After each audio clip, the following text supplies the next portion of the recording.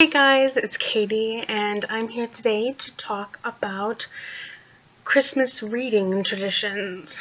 So every year, my grandma and I would read all the Christmas books that I have in this box, and we would do it all on Christmas Eve, and it would just be really, really fun kind of tradition that we started.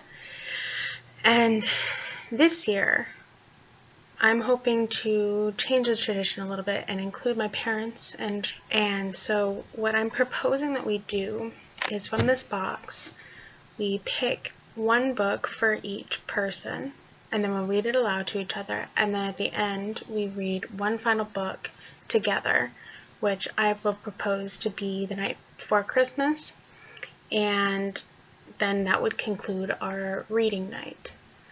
I have no idea if it'll actually happen or if it's something that everybody wants to do, but I'm going to propose that as a potentially fun new holiday tradition. So what I'm going to do today is show you all the books that I've got, and then I'll probably do a follow-up and let you know what we ended up picking, if we ended up doing it at all, kind of thing. So let's get started. So one of the books that I've got in here is called The Light of Christmas. Oh, let's see if you can see it. There you go. The Light of Christmas by Richard Paul Evans. And this is one of my favorite books. So if we end up doing this is probably the one that I'll end up picking. Next, I've got Beating the Beast, Belle's Enchanted Christmas.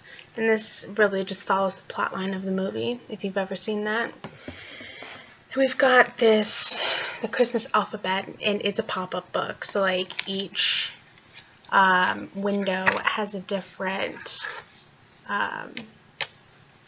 thing that represents that letter, and I just really like this book because the art that goes into each window is really quite neat and fun. Then The First Christmas, which follows the story and the birth of Jesus Christ.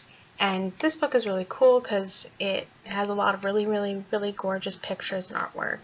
And it's short, and it just gets across the message about what Christmas is all about. Then we've got The Christmas Box by Richard Paul Evans.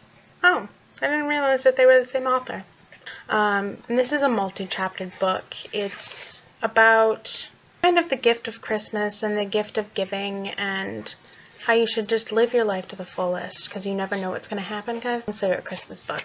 If she picks this, we'll be there for a while, but it's her favorite, so we might end up reading it. We have I Spy Christmas, which is probably not a book we'll actually read because it's a puzzle book.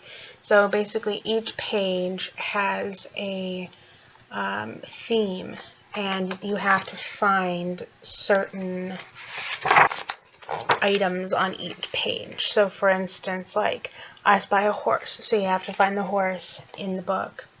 Further in you get, the trickier it gets, and they're just really fun winter / Christmas themed puzzles. It's an I Spy book, so yeah, that one's really fun.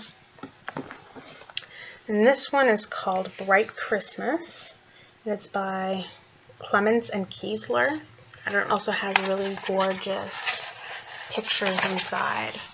And it just follows, the tale of the star showing in the sky over Jesus' manger, and just kind of how everybody followed the star to ultimately get to the scene. Then we have The Christmas Bird, which is probably one that my parents will pick for this fun activity. It follows a young girl named Katya, which is actually my name. I just go by Katie because it makes life easier on everybody. But it follows this little girl named Katya and how she has this bird whistle, and she basically goes on a journey to find Christ in his manger and wants to bring him a gift, but then she shows up and all the gifts are either gone or broken and destroyed. Also gorgeous artwork once again. if you can see that. And of course, we have A Christmas Carol by Charles Dickens. And my guess is we probably won't read this one because it's rather long. And if we're going to do one book per person, we'll be there for several hours because I'm planning on doing this in the evening after we get back from Mass, after dinner. But